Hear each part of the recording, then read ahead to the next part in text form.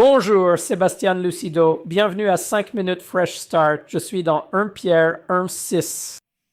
Il est dit, vous vous en réjouissez grandement, bien que maintenant, pour un peu de temps, s'il le faut, vous soyez attristés par diverses épreuves, afin que l'épreuve de votre foi, plus précieuse que l'or périssable, bien qu'elle soit éprouvée par le feu, se trouve être à louange, honneur et gloire lors de la révélation de Jésus-Christ, que vous ne l'avez pas vu, mais vous l'aimez. Bien que vous ne le voyiez pas, vous croyez. Vous vous réjouissez d'une joie inexprimable, pleine de gloire, recevant le but de votre foi, le salut de votre âme. Ainsi, la vie chrétienne n'est pas un terrain neutre, c'est une bataille constante. Nous devons comprendre que nous sommes en guerre dès le premier jour où nous croyons en Jésus-Christ comme notre Seigneur et Sauveur. Dès ce premier jour, Satan commence à formuler des attaques contre nous. Il nous attaque tout le temps pour ne pas entrer dans le corps de Christ. Une fois que nous prenons cette décision d'entrer dans le corps de Christ, nous devenons un ennemi. Nous devenons quelqu'un qui peut perturber son royaume. Et donc la Bible nous dit que nous grandissons par la foi. Nous grandissons par la connaissance révélée et la foi. La foi doit être utilisée ou mise à l'épreuve pour réellement croître ou être foi. En d'autres termes, nous grandissons en croyant pendant les périodes de souffrance, pendant les périodes d'attente.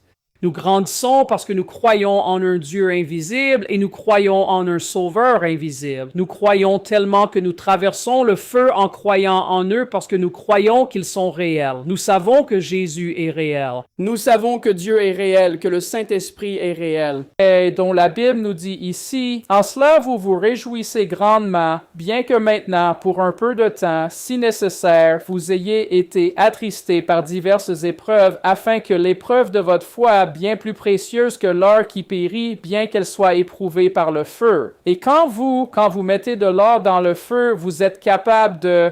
Quand l'or devient liquide, les impuretés flottent à la surface. Elles se séparent. Vous pouvez les voir. Vous pouvez les retirer de l'or et purifier l'or. La foi fait cela dans notre vie. Quand nous sommes dans une pièce sans porte et que nous ne voyons pas de sortie, vous savez, Moïse à la mer Rouge, Daniel dans la fosse aux lions, Shadrach, Meshach et Abednego dans la fournaise ardente. Quand nous ne voyons aucune issue, nous pouvons toujours voir Dieu. Nous pouvons toujours avoir foi qu'il y a une porte, qu'il a un chemin, car il a toujours un moyen d'évasion. Et donc, quand nous sommes dans cet endroit, nous devenons plus patients, plus posés, plus établis, capables de comprendre que ce n'est pas la fin du chapitre. Nous n'allons pas mourir là. Dieu va nous délivrer là. Cette transition, ce changement passe par plusieurs de ces épisodes où nous avons besoin de Dieu, nous croyons en Dieu et Dieu nous donne une délivrance ou une réponse. Et donc, la Bible dit que Pierre enseigne ici qu'il est précieux d'avoir une victoire de foi. C'est précieux d'avoir besoin de Dieu et de n'avoir aucune porte. Et vous dites simplement, vous savez quoi, je le mets entre vos mains.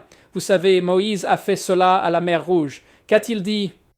Ils étaient en proie à l'hystérie de peur. Vous savez, qu'est-ce qu'on va faire? On va mourir. Tu nous as amenés ici pour mourir. Qu'est-ce qu'il a dit? Gardez votre paix. Arrêtez de parler. Restez immobiles. Arrêtez de tourner en rond et soyez en paix et voyez le salut du Seigneur. Que signifie voir le salut du Seigneur?